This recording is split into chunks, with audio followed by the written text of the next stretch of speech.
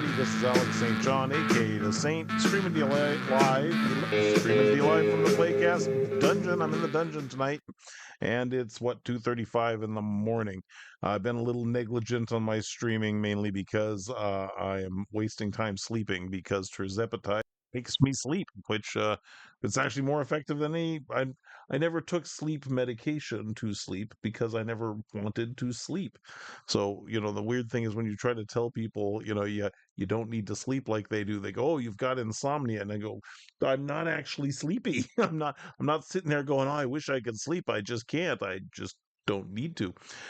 So for many years, I, got by on 3 or 4 hours of sleep about, I would sleep 3 to 4 hours every like 28 to 36 hours. No circadian cycle.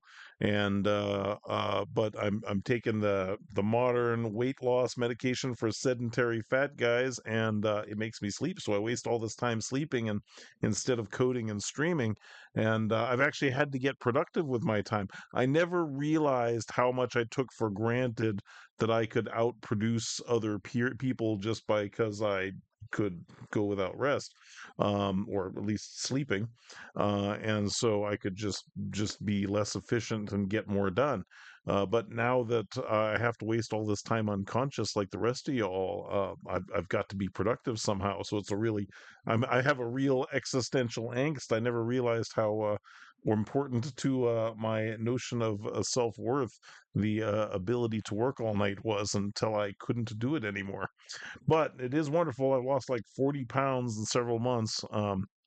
Uh, it is great, and I can sit on my ass and compute even more without bothering to make it to a gym. So it's wonderful. And, because you don't feel like eating crap all the time, you can actually enjoy crap when you do eat it, which is a real win. So I got to say, it's wonderful to live in the 21st century. Modern drugs, beautiful thing. Recommend it for all you fat guys who don't like, making it to the gym and don't want to give up your Big Macs, man. A little semi-glutide or terzepatide there does wonders. And out here in Redmond, I got put onto it because I was playing poker with all the. One of the weird things about living in Redmond, Washington, of course, it's one of the areas with the world's largest, densest population of billionaires. And so, of course, if the singularity is going to cause anybody to live forever, the first people who will live forever will be the rich people.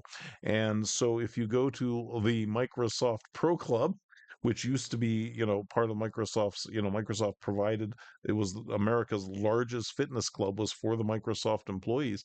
And it's a really fancy fitness club. Well, 30 years later, it's like a geriatric park over there because all us Microsoft alumni can go there. And there's entire medical facilities.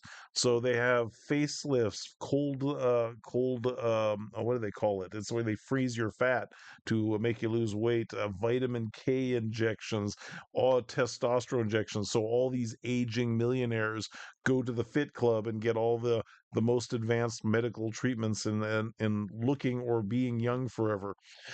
So in that context, I'm surrounded by lots of aging billionaires who don't want to take it to the grave. So they're all they all have their what do they call them? Concierge doctors who hook them up with like I have a, not naming names, but I have a very famous multi-millionaire friend who he got steroid, was it the steroid, a testosterone, and HGH pellets injected into his spinal cord. So he says he goes every 6 months. He has these pellets put in his spine, because I saw him and he was thin and he's an old guy and just looked like he was 20 years younger. He's not stooped anymore. He's walking around and he's got all this energy. And I was like, dude, it's like you got 20 years younger since the last time I saw you. And he said, yeah, why I get these, injections of pellets in my back to look this way. I'm like, wow.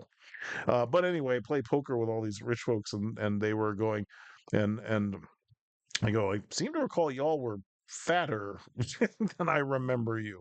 And they go, oh yeah, we're all on terzepatide, and they all muscular and tan now, and God knows how they do that, but they said they take the stuff, and they, some of them had been pudgy or heavier set, but I was being the one who sits in this chair and never moves. I was the biggest one there, They said, "Yeah, you should try this stuff," but I never, take medication for cosmetic purposes. I don't care. But man, do I feel better and have more energy when I'm not wasting time sleeping because of it. So they said, "No, we're all taking tirzepatide. You got to try it. You got to try it." But I eventually, my doctor said, "Yeah, fat guy, you really got to lose some weight. Let me put you on this stuff." And what a life changer. So recommended highly for all you fat slags out there. Join us in the modern era of longevity, and it has all kinds of other benefits. So really, really amazing. Really amazing to live in this era. One of the principles of the singularity. Yeah, I'm totally talking about an subject unrelated to what I was going to cover. I was going to talk about Microsoft gossip and modern show. Anyway, so the singularity is that people are going to eventually live forever, and the way it will happen is you'll live in an era where there's an advance in medical science, just a little one that causes you to live on average 10 to 20 years longer.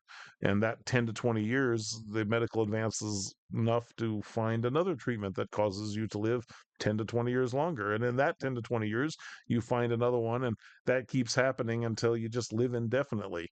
And the interesting theory is we're in that era where some generation, maybe not me, but maybe my kids or my grandkids will, because of the advance in medical science, have the option to live indefinitely. And it does definitely feels like we're on that ramp. So that's exciting trend in human evolution. It's like we're living in this. It's funny. You watch Star Trek or Star Wars, and you go, futuristic, perfect world, so forth. Why are they all still dying of old age? You got warp drive, and yeah, and you got we're just going to heal and edit your genes, but you just couldn't go. We're going to stay 25 forever. Couldn't figure that out. Morons. And it's such a funny science fiction premise. Like, just you got all this futuristic stuff and people die of old age. You just that one we couldn't figure out. um, so anyway, so one, I marvel that to be living in an era where you have these kind of medical treatments. Well, the other one is teeth, right? I like to say I have bionic teeth because, a lot of my teeth are, of course, ceramic inserts in the back of my mouth these days.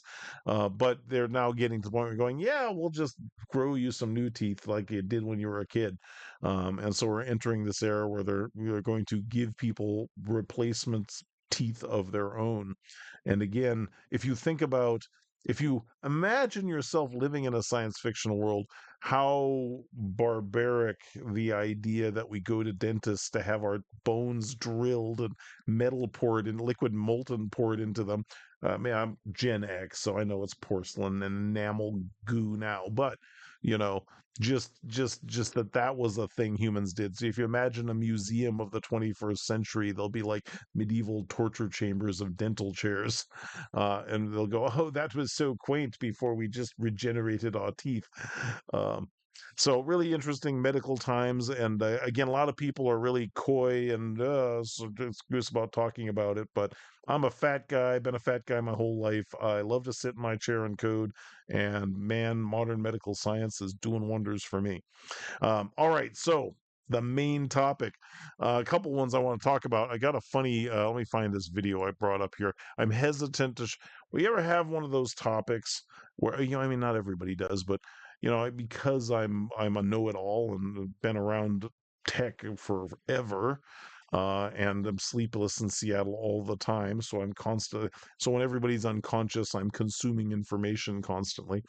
You have one of those topics you're a reluctant authority on because it's a really important topic. It's serious. It comes up. It affects everybody's lives. It matters, but it's taboo.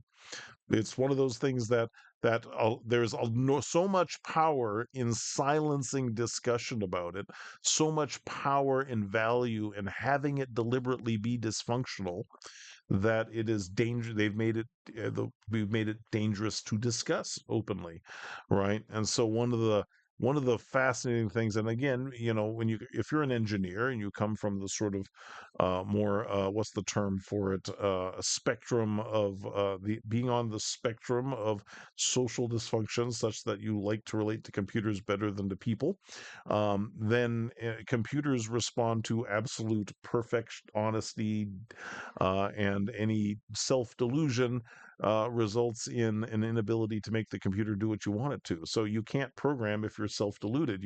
Have to you have to go, oh shit, I'm wrong. That's embarrassing. I better adjust my attitude because I can't get this damn machine to do what I want if my brain is flawed, if my reasoning is imperfect. And so computer scientists, people who program machines, have a weird kind of integrity that comes from being forced to be really objective, or what's the term? There's the reason of rationalism in order to communicate with a robot, because the robot doesn't tolerate, will not function if you do not reason perfectly clearly and purely with it. And so if you're that kind of person, then when you deal with political and taboo subjects, your natural instinct is, I just want to talk about it, discuss it, and analyze it objectively. And everybody goes, "Woo!" Right? And socially shuns you for doing that, talking about it like you would talk about computer code. And yet those issues exist. And if you're in the gaming and consumer media business, this is the weird one.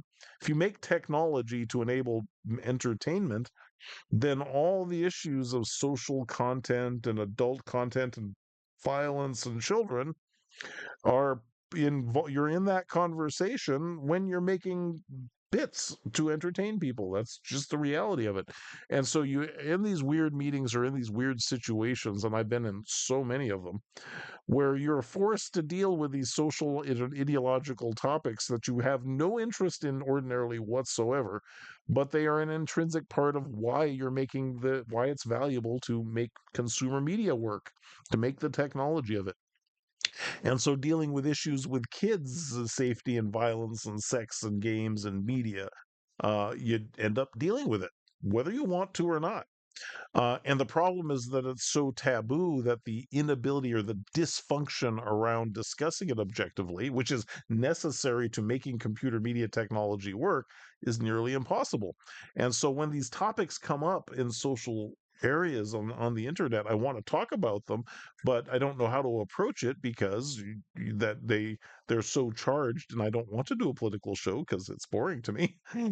But when these topics come up, they're so sensitive that people, you'll get flooded with idiots lecturing you or shouting at you to shut up because you're talking on something that's taboo. And there's nothing people like better than forcing each other to conform to taboo conventions, and to silence open and honest discussion about real topics. And so this is one of those which I'm going to try to handle. And I've tried it a couple times, just thrown away the video, gone, oh, that's not going to fly. So I'm going to try again here. Wish me luck. So I found a funny. There's a lot of it's all going all over the internet. Mastercard and Visa forcing Valve to take down thousands of games, and nothing but absolute idiotic analysis and moronery on the internet and in the media about it. Just the dumbest stuff I've ever read. And so I look at this and I go, "Oh God!" On the one hand, let people believe stupid shit if they want to believe stupid shit. That's why do I care?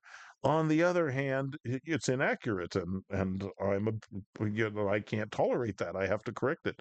And so I'm going to take a stab, and I don't care if you don't like it. Sorry, but I'm going to take a stab at expressing it. So there's the geopolitics of why is Valve taking down thousands of games because Mastercard and Visa pressured them to, right? And again, when you're talking about these politically sensitive issues, you can't say logical or rational things without people getting even angrier about it when you point it out, right? Because a common popular youth theme is companies and businesses are evil and greedy. Corporations are greedy because they live to make money without regard to the human condition, and therefore they're bad people.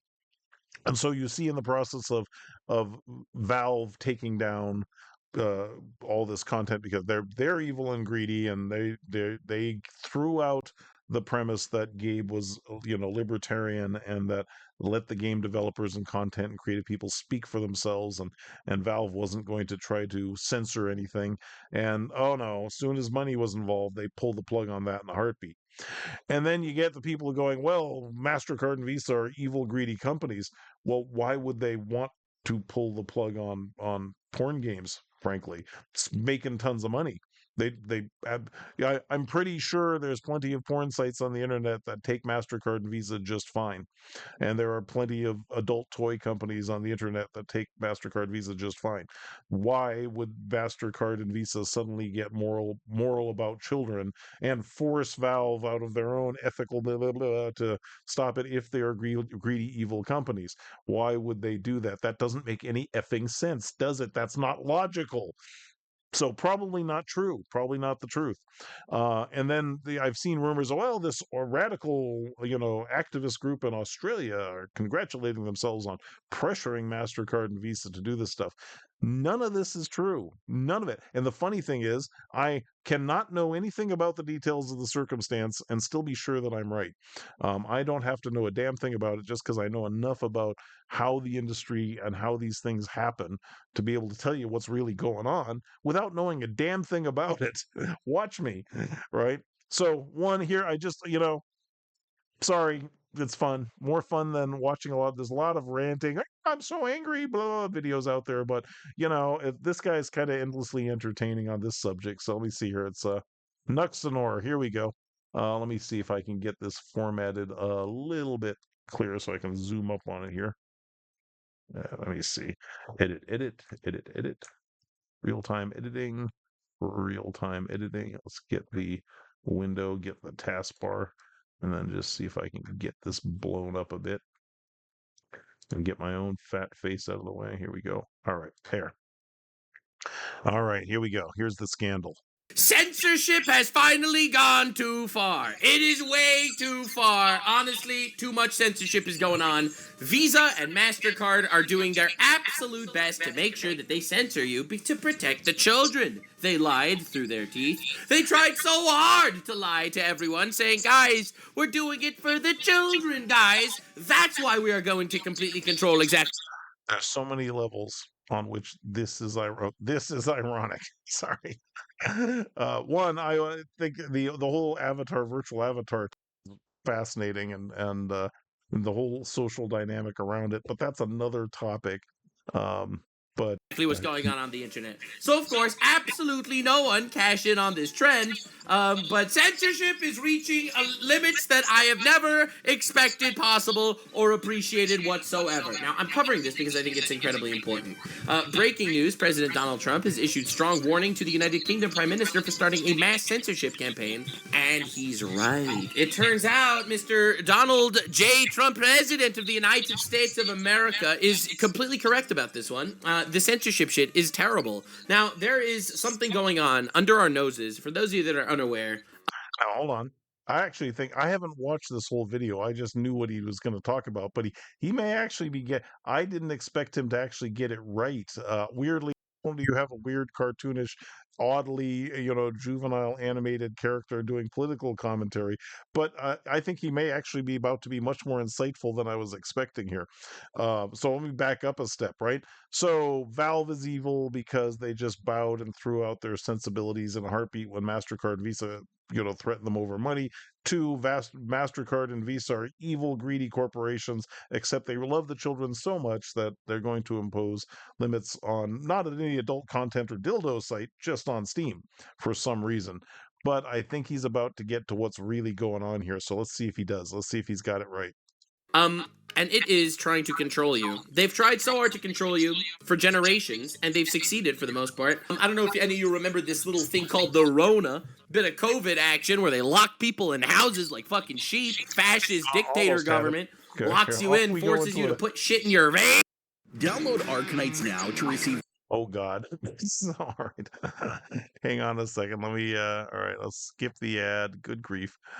Yeah, clicking around. I'm not paying Google. I refuse. Okay, let's Government overstep is a mistake. A big mistake.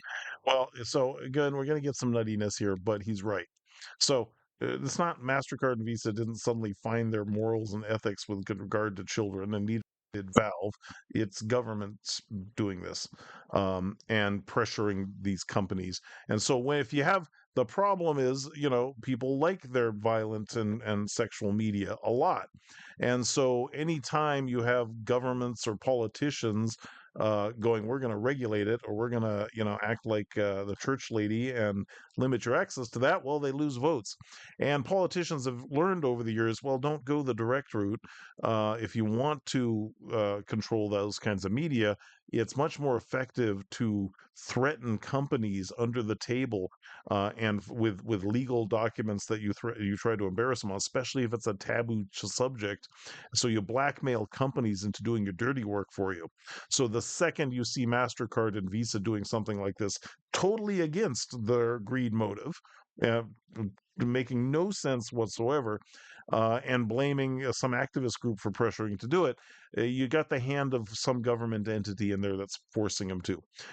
Somebody is saying, "Hey, we're really going to embarrass you. We might regulate you, so we want you to do this for us and take the heat." And that's what's really going on now. Who and what, we will never know. That's the point, is to hide it. But what's really happening here? Because the Essentially, those of you who don't know, by the way, supposedly the news is Valve took down here. Let me see. Let me find an article that covers it. Um, Valve Valve removes games.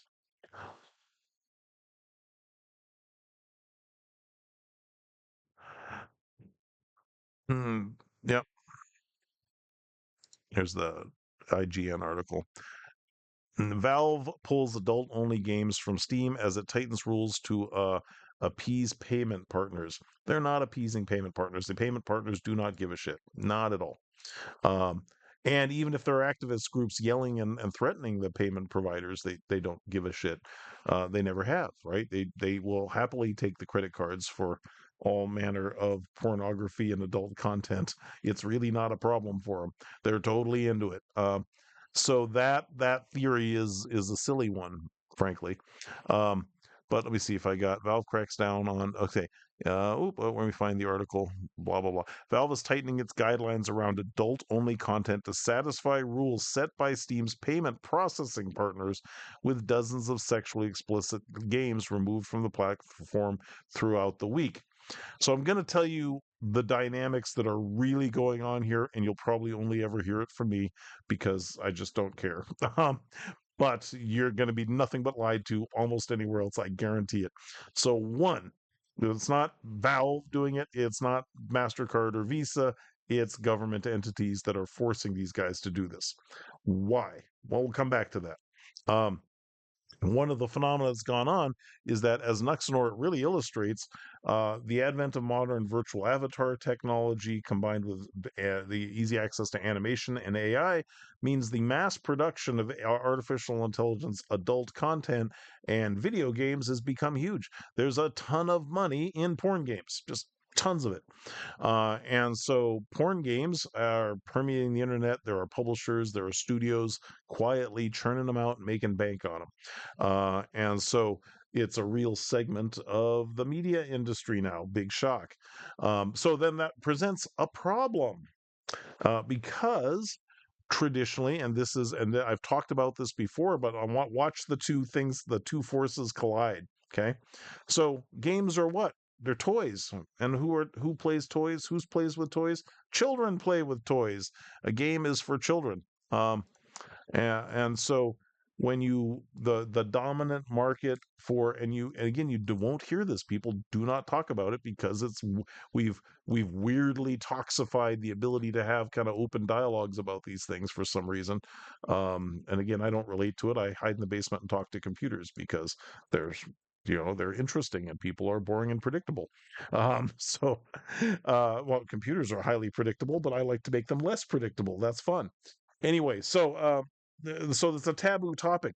And what is the video game business? You're making toys. So imagine you go to Toys R Us and there's nothing but there's porn Canon Barbie, right? But all the genitals are in place. The deal. I'm just saying it. I'm trying to give you the graphic imagery so you can get the analogy, even if it's uncomfortable. So imagine you go to the toy store and there's nothing but porn Canon and Barbie there next to Mr. Potato Head and whatever toys used to be. I don't know. I have toys anymore. Right, Toys R Us. But sorry, that used to be a place. You used to go to a mall where toys were on shelves back before Amazon killed it all. Um, so imagine going that, and if you've ever been to other countries, which I have, like I've been to Turkey in the Middle East, I've been to Japan, and the idea of what's a toy and what's an adult content, weird boundaries, totally. So if you go to Japan, and was it the Akihabara district, the electronics district, right?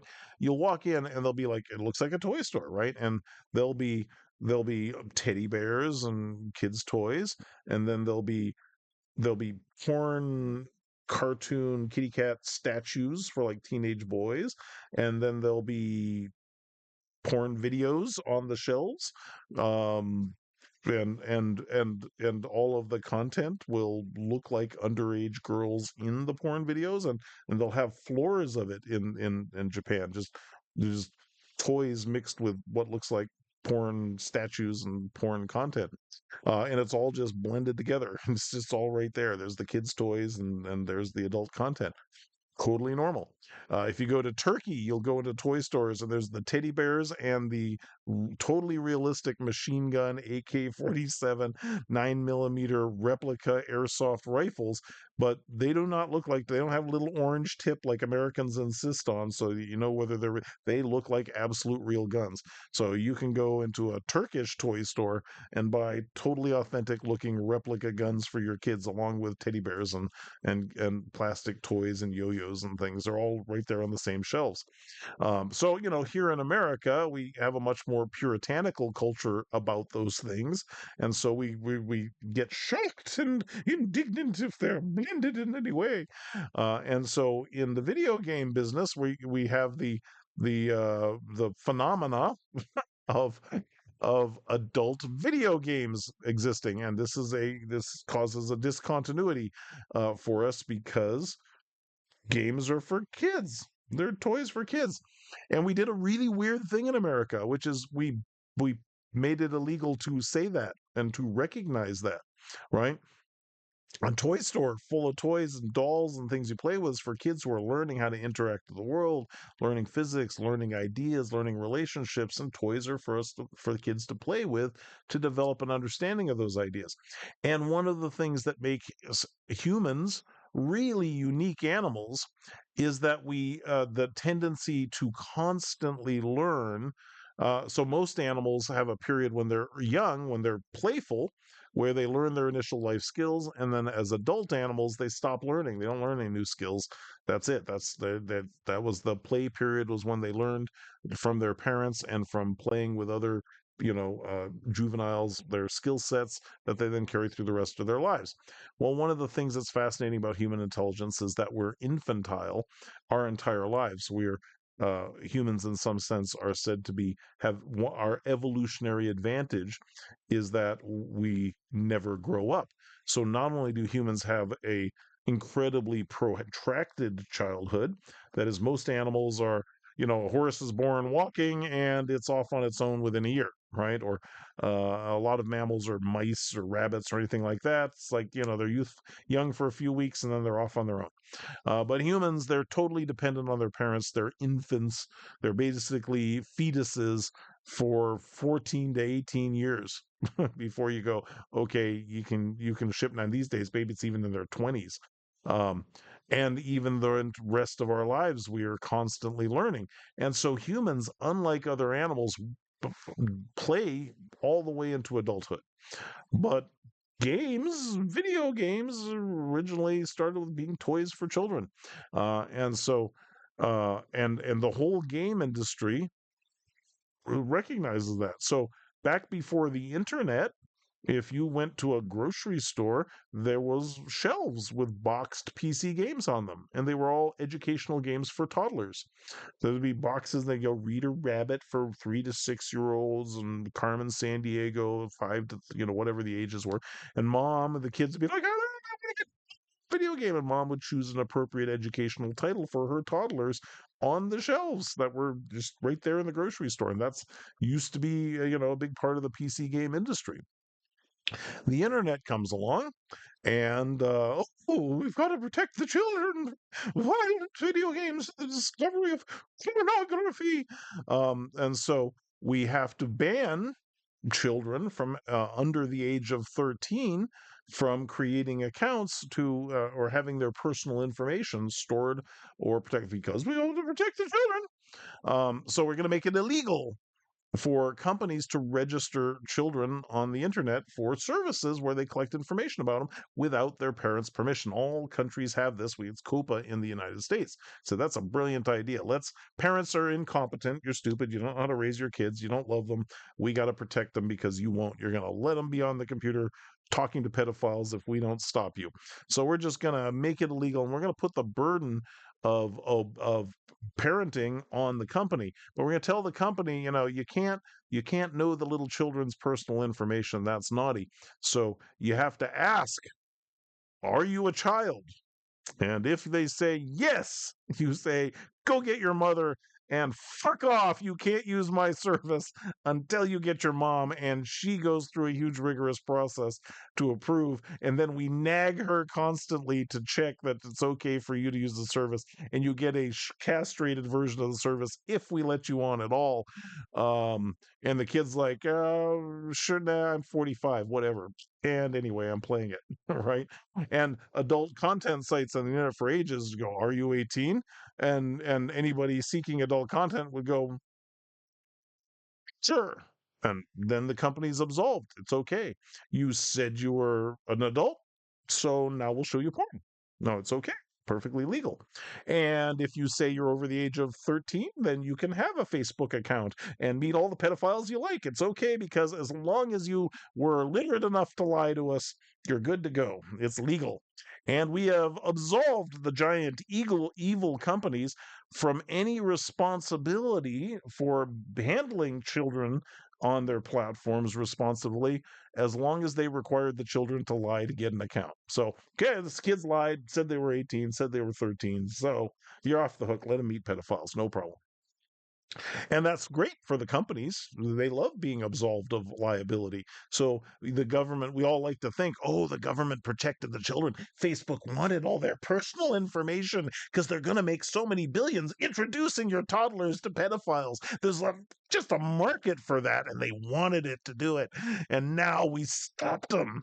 And you hear people talk about it that way, and you go, do you know how dumb that sounds? You hear how stupid that is? The Facebook doesn't make any money introducing children to pedophiles. There's no advertiser wants to sponsor that. Well, maybe some do, but not many, right? There's no business in that. All you did was absolve Facebook of the liability for children meeting pedophiles and all the consequences from that. Because basically, what the government did was pass a don't act, don't tell, don't ask, don't tell law for children. So as long as the children lie about their age, which children all learn to do very quickly because they're not stupid, you're good to go. And now there's no children here, and you can ignore them. And then you get this weird dysfunctional behavior on the internet as a consequence of that, which is grown ass adults with jobs don't have time to hang around on social media platforms saying stupid shit and arguing about race and gender and politics and ideology all day. They don't have time for that. Children do. And so they lied about their age. They're up on Twitter and they're saying the dumbest stuff, and they're engaging in the most controversial, racist and sexist opinion just to get everybody furious. And they think it's hilariously funny when everybody loses their shit. And they lied about their age. And then the media, it's a slow news day, so you got fake controversies all over the press, and we all sitting in television watching people fight over stupid shit, going, I'm so superior. They sound like such morons for quibbling over such an obvious, my immunity is race, said something, this is sexual discrimination. And it's nothing but teenagers and preteens just swearing like sailors and doing it at a huge scale because no adult has time for that. Right. And then being treated like there's so much racism and sexism, and it's just your kids just having a great freaking time trolling. And being taken totally serious because they've all lied about their age. So I remember when I ran one of the world's largest social media companies, High Five, I was president and CEO of it. Um, and I had to deal with all of these kinds of issues, which was no fun, and I never want to do it again. um, I like making technology. I do not like dealing with people stuff. It's really boring and tedious. Um, but you had to deal with all this stuff, and the problem was that when you had these kinds of issues of if you have a social media site, well, all the porn peddlers are like, Yeah, I want to do nothing but use them as advertising vehicles for my adult content. Thank you for hosting it all for free. Oh, you carry free photos and videos? Let me jam your platform with it. And so that was in the early days of social media. That was one of the biggest problems you had immediately. And then the government passes these COPA laws going, you're not allowed to create accounts for people who say they're under 13 without their parents' permission. So everybody lies about their age. And you'd see if you look at an age curve on your social media chart, well, you'd see this nice, smooth, natural, normal distribution of age at 21, and then just this spike from everybody under 18 was just zero. You had none of those. Nobody ever got their mom and said, please get me a Facebook or social media account, and just this huge spike at 21-year-olds. And then it dropped back down to 22 because nobody types their 22. No, they'd always type their 21. And then you get a normal distribution of ages. And Facebook had that before they got good at hiding it, and other social media companies did. And why did the social media companies hide it? Well, they love being absolved of responsibility and liability for what happens to their on their platforms to children. They love that. So thank you for absolving us of any obligation to protect your children. Good deal. You're a bad parent if you let your computer kid lie about their age. It's your fault. We asked their age. We asked if they were 13. They said no. So, hands done. Okay. So that was a great absolute. So all those laws aren't doing anything to protect children. They're totally they absolve companies of responsibility for it. Everybody's happy with that deal, because also those companies absolutely know who the children are on their network, and as long as they pretend not to know it, they make sure, and that's why it's taboo to talk about it. So it's really weird if you walk into any modern company and talk about these subjects in a business setting. It's really weird to see. And the reason is, as long as there's no email saying, oh, this whole group is children, we can tell from our data that's child behavior. We know those are toddlers. So there they are right there. You can't have that conversation. You can't put it in email. You can't document it. Can't be in a meeting. Nope. Because as long as we don't know we have children, we can serve anything. And so you will see here, I'll show you, I've shown this before, but I'm going to show you an illustration of this. I'm going to pick on Google, because who doesn't like picking on Google? And usually I've had so much fun picking on Microsoft lately that's good to switch it up. But I think I've shown this before. Let me see if I can, let me get you, let me illustrate this in action, if I may. Here, turn on, where's my display? Video capture, did I kill my display capture? That was dumb of me. All right, let me try to get another one up. Hang on, hang on. Slideshow media. Now I'll do a display capture. Get that. Select my ultra gear. Too much. Let's see here. Let me real time editing here going on. Pardon all the technology at work, but that's how you know the content is authentic and unedited. It is the take.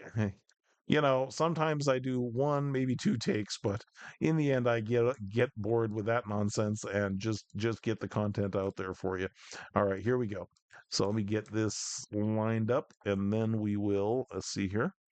We'll we're looking for, what were we talking about? It's Copa. YouTube. That's it. Let's go to YouTube. YouTube.com. YouTube, there we go. We got some stuff on YouTube. Things. All right, news, media, politics, of course. And then we go 5 little ducks. One of my favorite examples of this. 5 little ducks. Okay, that's all I searched for on YouTube. Oh, here, let me bring my face to the front here. Order, move to top. There we go. 5 little ducks. And I don't know if you can see this. Let me blow this up a bit. Let's illustrate a point. Okay, first off, this video. Let's watch the video. Watch it with me. Don't switch away. Same old phone? Nah. Actually, I see the trouble is Google's doing the point in reverse. Pay attention to what this ad is. The ad is important this time. Watch the ad and then the video. Here we go. This is my mic check and mix all in. More screen to realize the geek. Okay, now I'm going to skip the ad. Who is that ad for? It's an adult, somebody with money and a job. It's $1,000 phone. Okay? All right, let's see who the goddess. Here we go.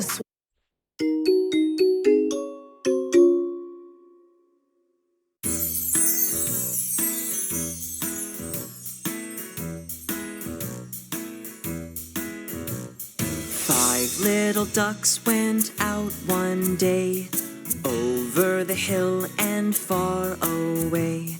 Mother duck said quack, quack, quack, quack, but only 4 little ducks came back.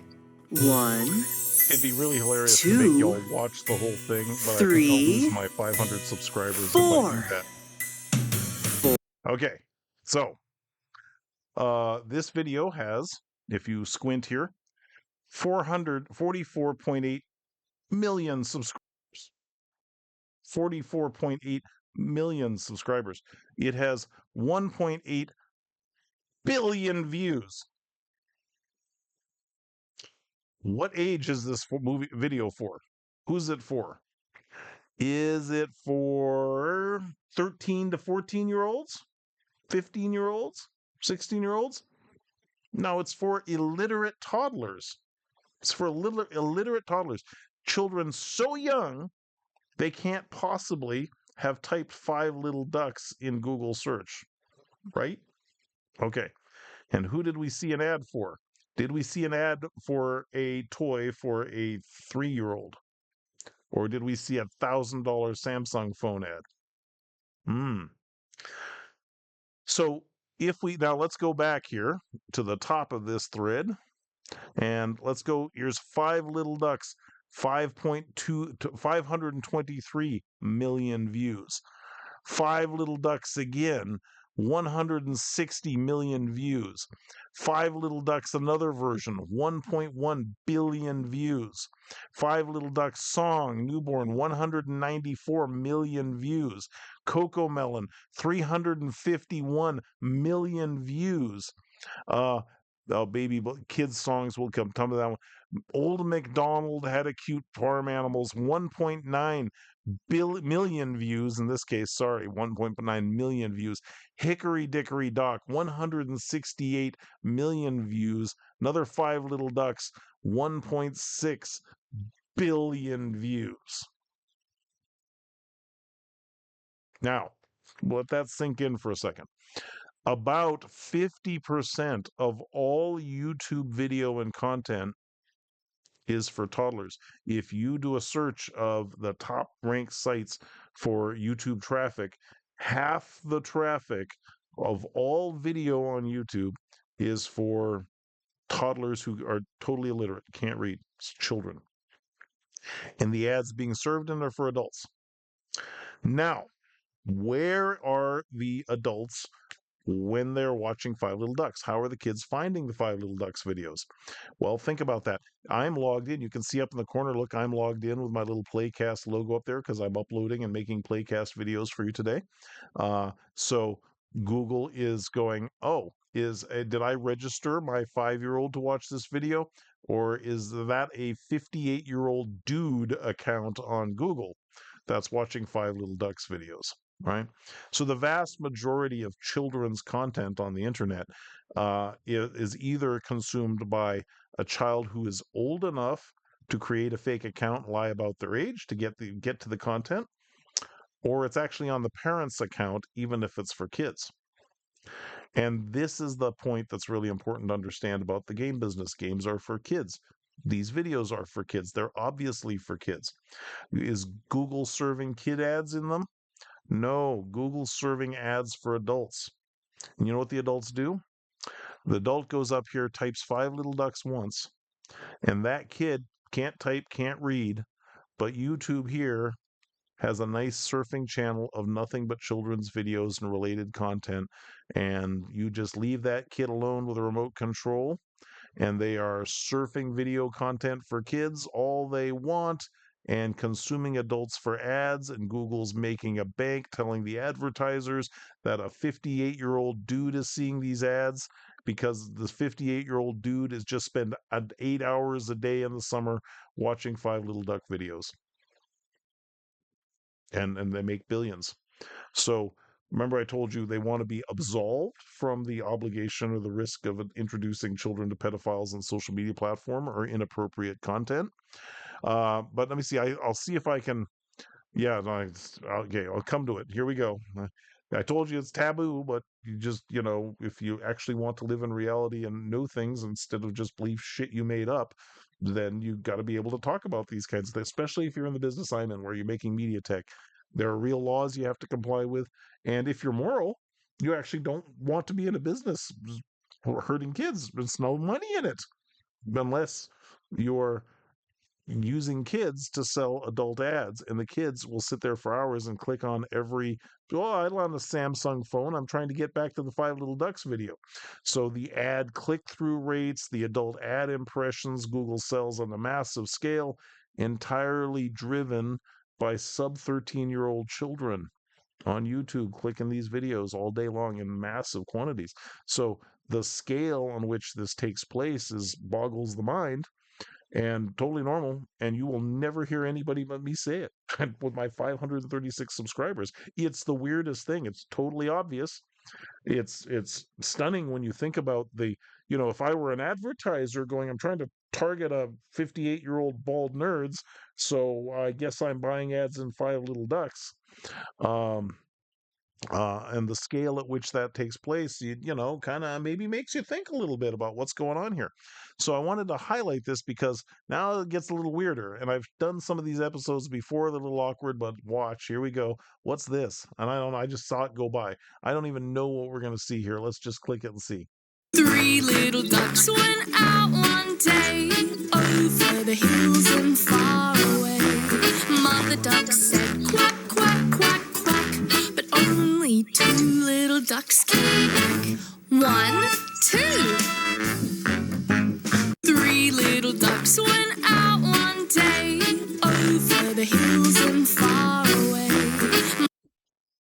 So lots and lots of people putting their young kids in children's videos that are maybe not only appealing to other kids, but to a lot of adults watching and consuming that content.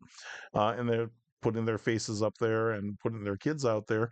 And there's been a lot of discussion about making laws to protect kids from some of this stuff.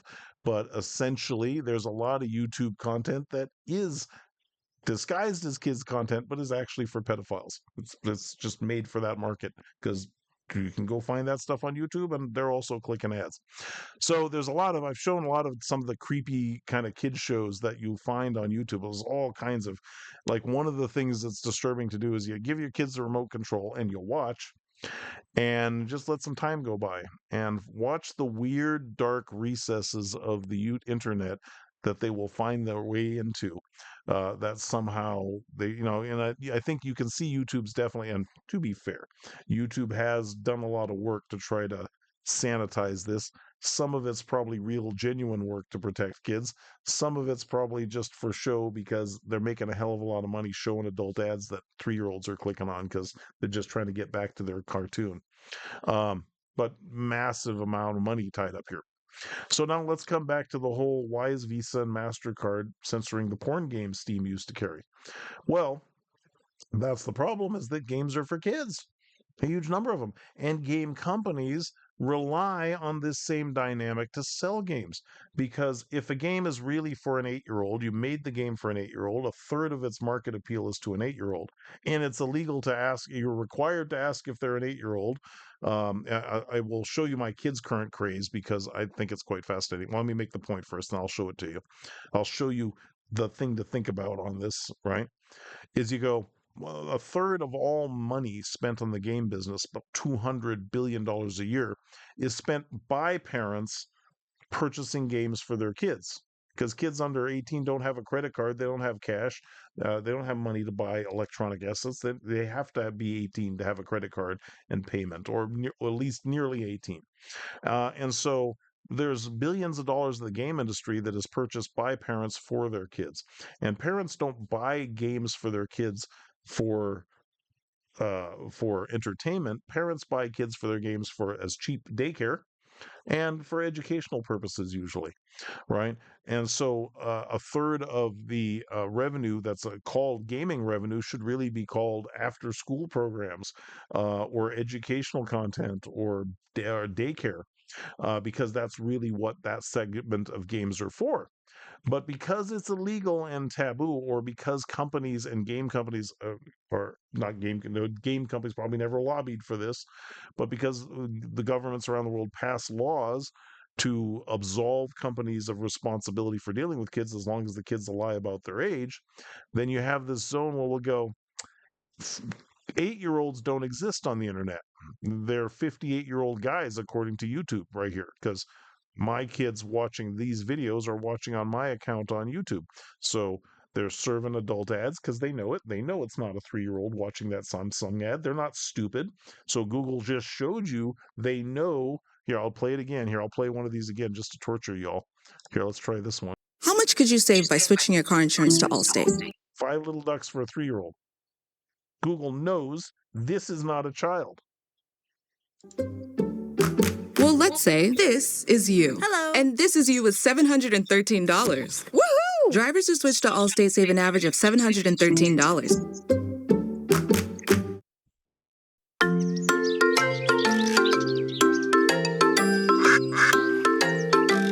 I can't, gotta stop that. Okay, see what I'm saying here? Google knows this video's for a child. They totally know it, a literate sub 13-year-old. They know that it's not a child watching it. They know a child will click that Allstate ad for an adult to get to this video. And you have the modern mobile app store game market, and you probably had Steam and a lot of game markets. So if you imagine that a third of all the game content on consoles, on Apple devices, phones, and I would actually say, to make the point even stronger, is that 80% of gameplay is by people under 17. 80% of money spent on games is adults. So I would expect that the vast majority of gameplay time is actually kids, and the vast amount of money spent on games is adults. Just because the adults are buying the games for themselves and the kids, and the adults have jobs to pay for the games, whereas the kids hang around and have lots of free time and nothing else to do but play games. Because they're kids, they're supposed to want to play. Adults are too, but it's a different thing. So the key point is that we made it illegal and taboo to say this content is for children. It's clearly for children. That's obviously for children. We absolved companies of liability for anything that content does, and we made it taboo to discuss, so that when you get questionable or weird content dynamics, nobody thinks about it or nobody discusses it. And so if we jump to, I'll show you what my kids are into right now. Among Us, great game, love it. Don't want to slam Among Us, okay? But here, let me pull it up here. Grab your popcorn and get ready, because today we're checking out 5 hours of the funniest Among Us animations you'll ever see on YouTube, the movie! The zombie is dead. Yeah, okay, this is about to be intense. We've got the crewmates, we've got Piggy, Baldy, even Siren Head, and that's a bird. Okay, so I've talked about this phenomenon before. This is the weird pedo dudes baby talking about kids content on YouTube videos, right? And so why do you have weird adult guys talking to your children, baby talking to your children about content that is violent and or sexual, and also kid themed, all in one go? It's all weird. It's all weird. So hang on, let it go. Bird that's pecking at the... Yeah, you can't move, you can't do anything. The zombies, all the zombies are eating okay, all 3 of the zombies are dead. I feel like the crewmate... So this is where you get into that weird zone where we can't talk about it, can't discuss it. So YouTube's covered with this weird stuff, right? And it's clearly showing it to kids. Easy to find, top of the search list. I just typed Among Us, bam, right? And the fact that the game appeals to adults and children, and the fact that children are, everybody under 13 is magically teleported to being 21 or older, so they just don't exist, so that we have this pretend world where we have a lot of infantile adults. Love was nearly lost until Pizza Hut showed up. Go get her. Hi, I'm Peter. Looks like the meat lovers. Their children.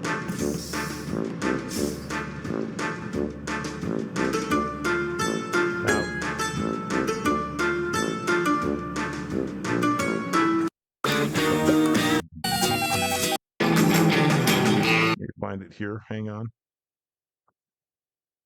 That was not the one I wanted. Let me find a better one. I'm trying to illustrate, or trying to show here. Let me see. Among Us, Among Us. And again, weird pedo dude, baby talking to children again. Why can't I? God, the kids are Google knows to serve it to the kids. Here we go. Okay, here. Before I start the video, I just wanted to give a quick thank you to Felix, aka PewDiePie. I think they only he put came some- Abe just saw that. Abe just saw that. He saw his horns. Where's the body? I'm just trying to read the logs. The corpse is lying, though, right? Is it wrong?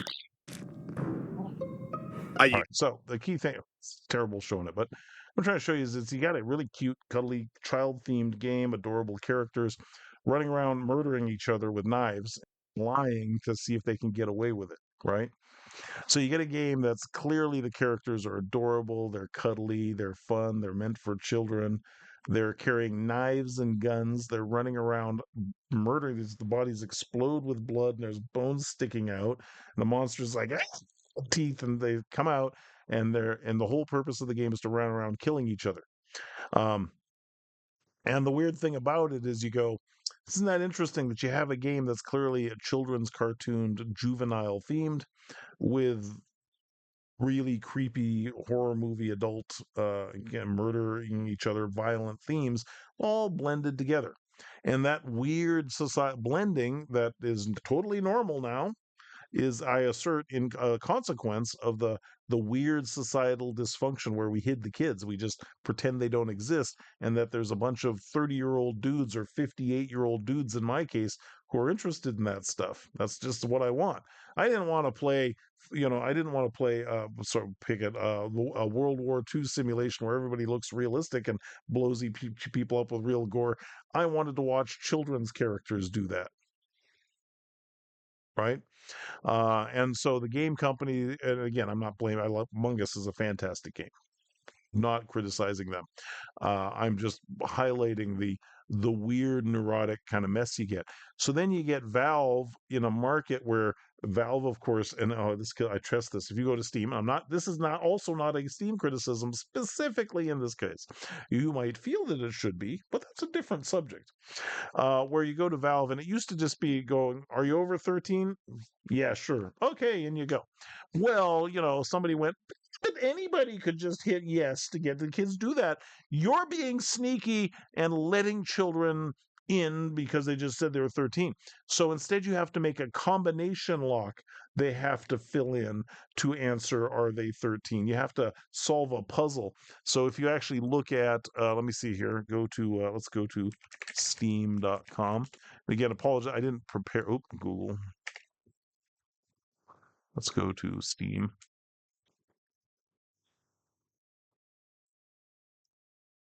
Here we go. Let me see if I can do it here. I'm not logged in. Good. Let's go log in.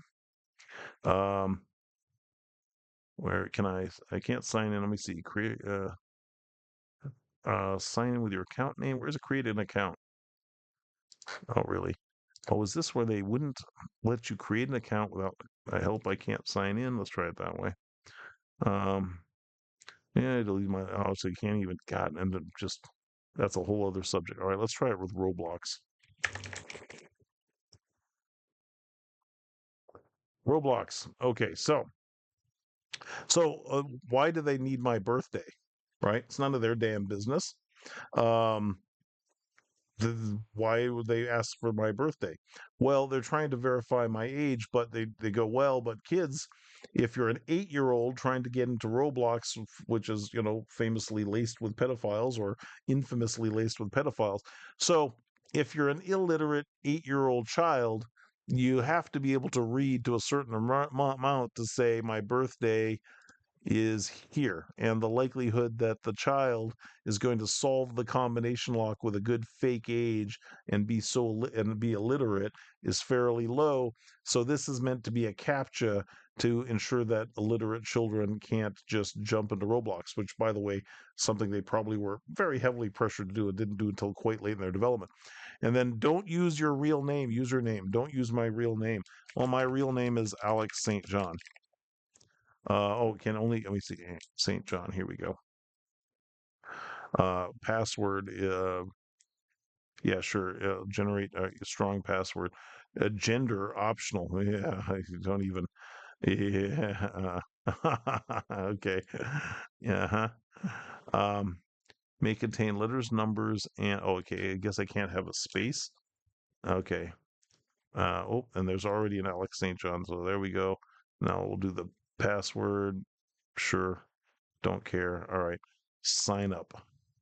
And then save my password manager with all blah blah blah. All right. So the key point, and Valve does the same thing, which is they do um, the combination lock password thing. So you can go, well, okay, we're going to screen out the 8-year-olds. We don't really want 8-year-olds in Roblox or Among Us just typing random letters on the keyboard. So my children insist that I play Among Us with them constantly, no matter how sick of the game I am. And you can see the other kids are up there, just the young ones are up there just holding down the keyboard or just going poo poo poo poo poo poo poo. And then by the time you get to your 12 and 13-year-olds, it's like, what's up, nigga, and what you gay, and just all kinds of racial, sexual, shocking, and there's just saying it, just like poopy head, poopy head, poopy head. And it's all in the chat thread, right? And you can look at that and you go, I'm playing with obviously just like an elementary school class, obviously. And they're all up in chat talking to each other. And in there somewhere are the pedophiles talking to them too, right? Just they're in there. But it's not the game's fault that it made a murderous, stabby, violent game for 8-year-olds who love it and then exposed them to adults because they're absolved of knowing that they're adults, and it is hidden from them which ones are children, which ones aren't. So they're going, they signed, the kid filled out the little combination lock with their age, and we're off the hook.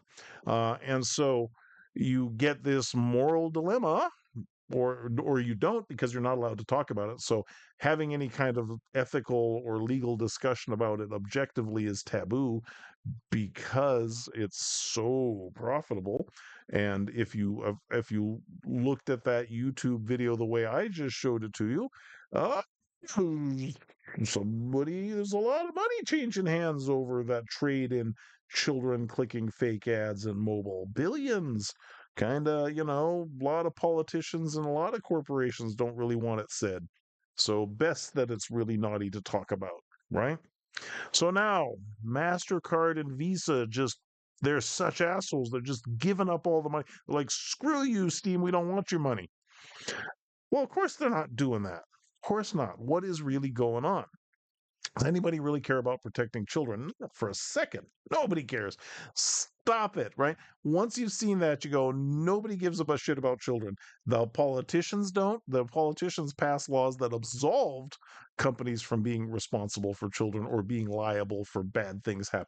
Because what do you think Roblox would do differently if every time a kid on Roblox encountered a pedophile and something bad happened, they could be sued? What would they do differently? And it wouldn't be no kids on Roblox. And is Roblox a game for an adults or kids who lie about their age?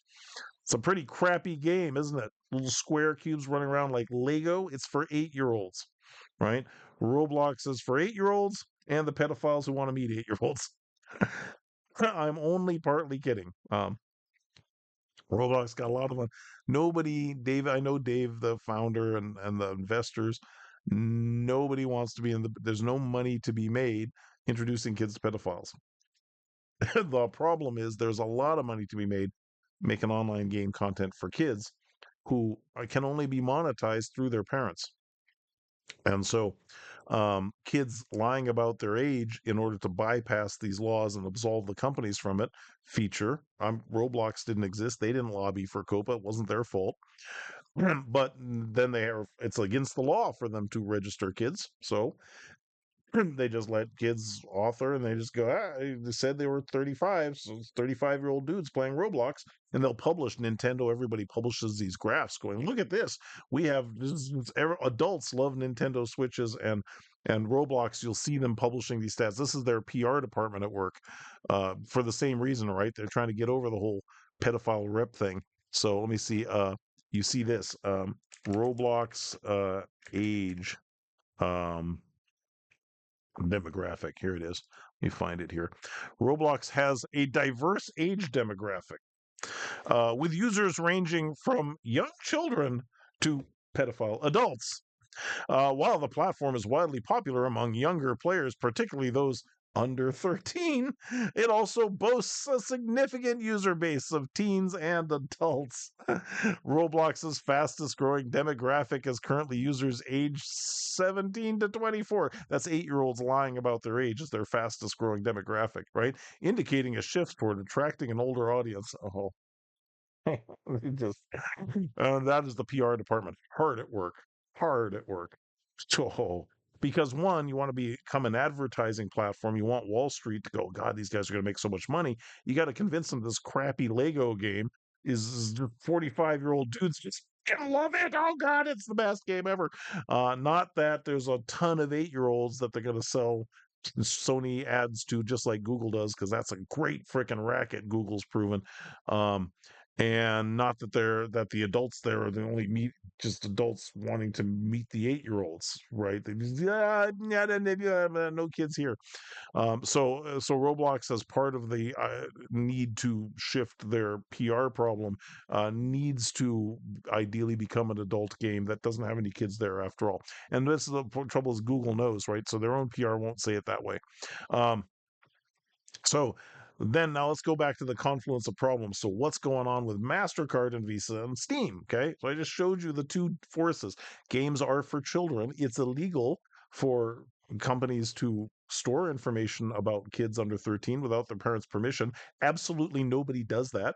Nobody. And the kids all lie about their age, and everybody's happy. It works lots of money to be made about kids pretending, lying about being adults, and then letting them click adult ads like crazy in order to generate all those ad impressions that no self-respecting adult would ever spend time on or click on, right? Lots of money on that. And then lots of media to be generated by 8-year-olds just engaging in the most vitriolic, toxic, social, disgusting dialogue ever as 38-year-old adults. And therefore, it's serious political discourse that we all pay lots of attention to, and you hear all over the media like it's a real thing that look how discriminating or racist or political or how much we, and it's children, just children up there saying shit who lied about their age, and everybody loves it. It's a huge win. Okay, so why is Mastercard and Visa going to Valve and go, hey, all the porn games that you guys are carrying, suddenly we care about children? Imagine, just not anywhere else, just you guys. And we are going to put content standards on you. Well, that's not Mastercard and Visa, it's governments. And what are governments doing? Do they care about the kids? No. No, no, no. What's going on is they're trying to they're trying to force adults to register their full identities and prove their identities for all online activity. And they're using kids as an excuse to do it.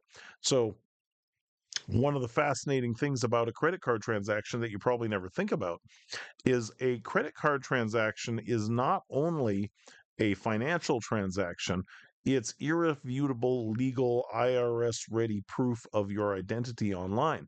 Because when you carry out a credit card transaction on the internet and pay the money, that credit card is tied to a bank account that you had to show up with government visual ID, a passport, a social security number, bills to your location.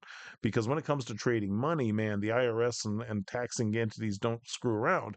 So your identity is verified. So when you perform a commerce transaction with a credit card, oh, they know absolutely who you are now. And what the problem is that credit card transactions are relatively rare on the internet, and very not everybody engages in them. And what governments around the world would love to do is know exactly who you are and what content you are consuming, and exactly which country's laws and regulations you might be violating, or being, and they're not interested in whether you're violating laws. The purpose of violating laws is to fine you or tax you. So what they want to do is go, oh, you're consuming media in our country. We want a piece of the money. We want to tax that. So we need to know who you are. So we can't say, hey, we're going to pass a law that we're going to TSA the internet and forces all adults to verify their identity for all online websites they visit and for all online services they use. Well, that would be what a shocking violation of trust and privacy, and you can't do that. And what enormous burden to put on all internet sites to have to collect verified identity for all adults. Is You can't justify that, but you can say, "Oh, the children." Yeah, you have to prove you're not a child. So we really want to identify exactly who you are. So you have to prove you're not a child to protect the children. Because if we asked an 8-year-old to prove their identity, one, they can't do it. Two, we'd be violating the privacy and the sanctity of the children, endangering the blah, blah. But you're a grown-ass adult on the internet, and you're required to have government ID. Show it to us. Prove it.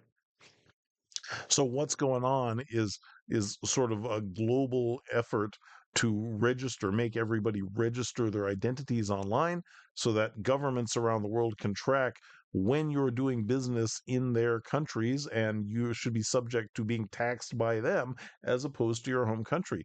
So effectively what's going on is a global effort to chop up the internet and to identify the revenue associated with all grown-ass adults moving around it by removing everybody's anonymity. And that's what you see going on. And so, in doing it in the guise of protecting children, so you've got to find situations like I just showed you with Google, where the identity of children and adults is intimately blended or obscured, so that you have an excuse to say, I'm going to force all the adults to prove they're adults and verify their identities to protect children. And that's what's going on. And it's for governments to tax or to identify who you are, what you're doing, everything you're doing, because they like that, but also to be able to take a cut of all that money whenever you're doing business in their countries, or to try to battle over regulatory control over your online activity. And I don't want to get into the Orwellian conversations about that stuff, because you can get into everybody's irrational ideological arguments and stuff, which I don't give a shit about. So don't bring it to me, because I don't care. I don't give a shit what you think. But the politics over that are enormous. And because it's so dangerous, they're doing it sneaky. And they do it through companies by blackmailing companies into it. So when you see Mastercard and Visa doing something totally irrational that makes no sense and they don't care about in any other sector, it's because some government or legal entity is putting pressure on them to do it. That's what's going on. And the real effort is to use it as an excuse to force adults to identify themselves online.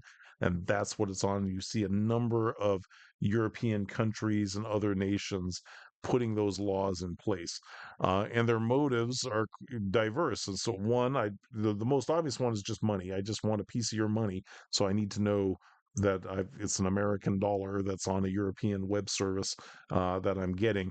But it's also for control, because in China, you go, well, you've got a communist dictatorship that keeps absolute control over anything its population says. And so they want to know who's saying what about who, so they can threaten, intimidate, or, otherwise, remove your ability to interact with people on the internet if you're not saying or believing the right things. And so you get your Russian and your more authoritarian governments actively invested in that. And it, again, always done in the name of children, because, people are, the other motives are too obvious, and everybody knows that's not a good thing to support. But if you can get everybody going, well, you just have to identify yourself online, because we have to get all the adults to identify themselves online, so that, of course, we can arrest them if they're pedophiles hitting on the 8-year-olds who are lying about their age here. So of course, we have to identify them. right? To protect the children. So that's what's going on. And gaming, because of this neurotic, dysfunctional uh, jumbling of age of adult accounts with children behavior and the content that is blended, the advent of adult games being published in channels accessible to kids who easily lie about their age is a great place to start causing making making the rationalization to pass laws and regulations that force adults to identify themselves online. That's what's going on. So, in case you were wondering, and I'm right, I'm 1,000% correct, and I don't even know who's doing it or why or what the motives. I've been through this so much before. I've had it done when I was running social media sites and I had to deal with adult media issues with Microsoft and Microsoft's media technology back in the day. Um, Whenever government entities wanted to surreptitiously regulate without getting their hands caught or passing any actual laws, they did it by manipulating companies. And that's what's going on here. And so Mastercard and Visa, not the part. They're the victims too, in essence. Probably a lot of victims here, but they're probably the victims too, right? And Valve's got to cave to it because you don't know what kind of pressure they're actually getting. You can bet that they're not happy about it. They don't want to do that. Now, I use a totally other kind. Just to be clear, do game companies, you know, it's great that they're absolved from liability for children, but does that mean that they also can't? They do know who their children are, and it has been made illegal. So unfortunately, companies have a problem if they go, "Hey, and I know you said you're 38, but I know you're a kid." Well, they're in trouble again if they do that because the second they know you're a kid, they just have to delete your account and throw you out. So that means they can't go, look, I know you're a kid. You lied about your age. Thanks for absolving me from that. But I don't want kids abused on my network. I actually care. So even though you lied about your age, I know you're a kid. So I'm going to do some things. I'm going to discreetly ensure that you're not introduced to any pedophiles. I just used pedophiles as an example, shocking example to make the point clear. There are other examples that are more realistic and common, but not as shocking and clarifying when trying to communicate a nuanced idea. Okay. So if you go, I'm making a game, I got games, I know you're a kid who lied about their age, so I'm going to protect you from pedophiles more than if I thought you were an adult. They're not allowed to do that because then they would admit that they knew you were a kid and they should have deleted your account. And they're liable again if they do that. So it's against the law for them to actually care about children and try to protect them effectively. That's the problem, right? In spite of all that, does that mean they couldn't do a better job of it? Well, I dealt with this at Wild Tangent decades ago when I built the first online game publishing platforms. And so I'll tell you some of the examples, right? I knew multiplayer games, online game communities like Roblox were be huge. I knew they were going to be enormous. But I knew the second you were online, you were going to have kids interacting with adults, which you do not want to manage. So I just said, we're not going to make multiplayer games. Just not going to do it. I'll make it only single player. And now I don't have that problem. And I can sell games to children confident in the knowledge that I'm not ever exposing them to adults. And I don't have to deal with that Koopa thing with it either. Whatever, I don't care what your age is because I made family games and everybody loves them. They sell like crazy. And there's no multiplayer bullshit that causes those issues. Two, he said, well, I want to make games where it's, a helicopter machining a gun, a bunch of monsters. That's a fun game. Personally, I don't care if my kids play games like that at any age, but yeah, I understand why some would. So it's probably good if the content's rated in some form. And back then, the ESRB only rated full boxed games with big productions, took months to get a rating. And so I said, I want to sell games electronically on a global scale, and I don't want to run afoul of the various regional laws and regulations and censorships. Like, for example, in Germany, we had a tank game, and you couldn't make a tank game because it was illegal to make any kind of World War II themed or games about warfare because they have some sensitivities about Nazis or something, I hear. I don't know.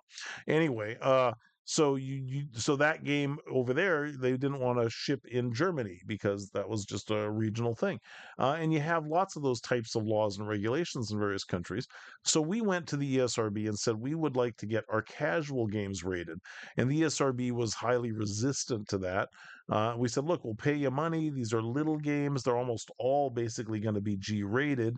And so we lobbied the ESRB to allow us to rate casual games. So now the ESRB grants ratings to casual games. And they had this whole, well, but we don't have time to review it and the kind of person for volume. And we said, what we proposed to the ESRB that they let us do what's called an attestation rating, which is we fill out a form attesting that we've evaluated the game. We think its rating is appropriate for all ages. It doesn't, we evaluate that we confirm that it doesn't contain violent or sexual content of this nature, etc. And of course, if we're found to violate that agreement, then we shouldn't be trusted and shouldn't be allowed to self-attest anymore. And so that's how we got the SRB to agree to let Wild Tangent rate all the games we shipped globally. And so today, all casual games, even downloadable games, have ESRB ratings because of that. And that was something we could do completely independently. We go, we don't know their kids, we don't ask their kids, but we could take that step to protect kids and give parents tools. And then we put in our console tools for parents to disable any. You just go, hey, the game's got some blood in it. I don't want any of that for my kids. Okay, click. And that was perfectly doable. And you do not see that anywhere on Steam or on the Apple App Store. You don't see that there, right? And so because of that absence, they have this problem. And Valve and Apple and everybody could absolutely have taken the kinds of measures that I tried to take at Wild Tangent to protect children while also not being COPA compliant and not having to go, I know that these are a bunch of children who lied about their age. We used to have the problem at Wild Tangent. One of the things I was always in meetings about was trying to reduce our customer support burden, how many support calls we got. And so we'd always look for ways of just going, look, we're selling nothing at a profit. So the cost of customer support, if we can just make everybody happy, we could do anything to make people happier if it didn't cost us money.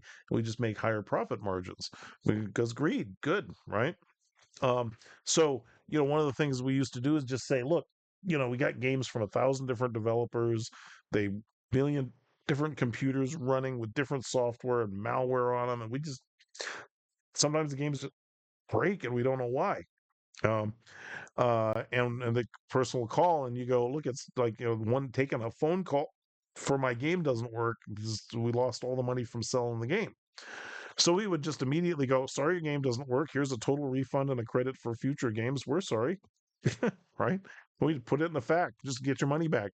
And everybody's like, you're cannibalizing, you're giving away my games for free, and people are all going to lie. I go, yeah, they do, but most people are honest, and it's still an effort to go through and fill out the form. So if you really need the money that badly, you can have the electrons for free. We're sorry you're poor. Just give them back. Give them the money, no questions asked. And so my customer support team went from 20 people to 4, which is the policy change. Like, oh, we're losing all this money from people lying about the game being broken to get a refund. I don't care. I'm making plenty of money. The margins are fantastic, and if people are going through that much effort or that dishonest, they were going to defraud us anyway. Don't sweat it. Give them the damn game for free. And so that was one of the things we did to deal with that back then. Sorry, I digress. So anyway, the point is that what's going on with Valve is a very sneaky and frightening effort to use we are protecting the children as a way to force adults to register and identify themselves in online services. And that's a bad thing. The fact that protecting the children is a good thing, well, none of the laws that we're talking about do anything like and are not intended in the least to protect the children. So shut up about that. You're a liar or totally delusional if you think that those laws are doing anything to help kids. Total bullshit. And so I'm disgusted with all of you, frankly. All of you who participate, none of my viewers, because none of you guys are part of that world, the world of evil politicians and corporatists. But so if you get the uh, uh, the problem with the COPA laws and privacy laws have created this in the first place. So the reason that there are weird pedo Roblox juvenile games that 24-year-olds like to play mysteriously, that's because those laws created that lie, created that delusion. And then companies, as I showed you with Google and Roblox, profit immensely from the confusion because they go, you forced me to pretend there are no kids on my network, so they all must be adults. And adults like running around in little juvenile costumes, engaging in violent and sexual activity for some reason now, and everybody believes that that's just must be normal, and it's not. It's an artificial construct of regulation, dysfunctional regulation. So one, anybody who actually cared about actually their kids, anybody who actually loved their children, would go, that's all a mess, right? And there are absolutely simple things you can do to make kids totally safe online if that's what anybody cared about, which is not, right? And so then the second you go, well, of course it'd be nice if the world's governments all uniformly got noble and passed laws that were actually useful to protect children, but that's not never going to happen. So you got to understand that whenever you hear these laws coming in the name of the children, you're always being lied to, and it's always for some other profit or power motive that is not in your interest.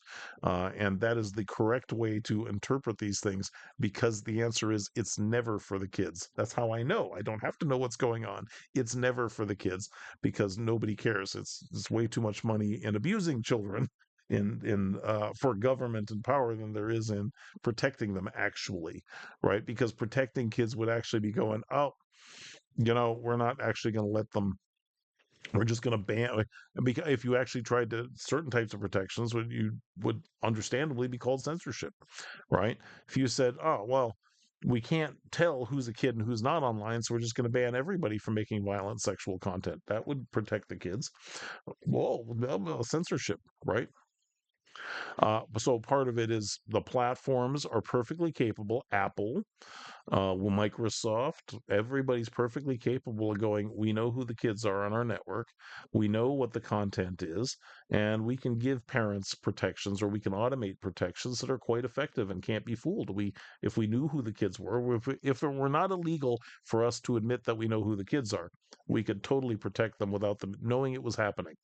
We just go, I had a kid who lied about their age. We're just not gonna. We're gonna have AI bots play the other chat room characters, so that if they're swearing like sailors and saying inappropriate thing, nobody's seeing it. They're not being exposed to it. Could totally automate that if they were allowed to know it with kids. In fact, if you switched around and said, actually, companies, you are liable for protecting children. You're required to know who the children are in your network, and you're required to ensure that they never encounter pedophiles, violent or sexual content without their parents' permission, then you get an entirely different dynamic out of the market. I'm not necessarily saying it would be a better one. I think it would be a better one, but I'm not saying it would always be better. But that would be a lot less dysfunction, kind of neurotically dysfunctional. Shut up, and we're going to trick children into clicking adult ads and getting billions from it by doing that with Five Little Duck things, or making games like, again, I love Among Us. They didn't do it on. They're a great game. But my kids are playing it constantly, so that's the one I'm sitting here going, oh God, because I'm watching my 8-year-old sitting there in chat, wanting to participate in the chat. He can barely write, just going poop, poop, poop, and you can see a bunch of other children just saying the most shocking, racist and sexist and just bizarre, just children just practicing language and trying to be naughty because their parents aren't watching. And you just go, oh God, this is all so wrong and so dysfunctional. All right, so that's what's going on with Valve. If you wanted the real, if you wanted to know what's going on, um, Valve probably has no choice. I bet you they hate it. They'd love to have all the adult porn games on their site somewhere.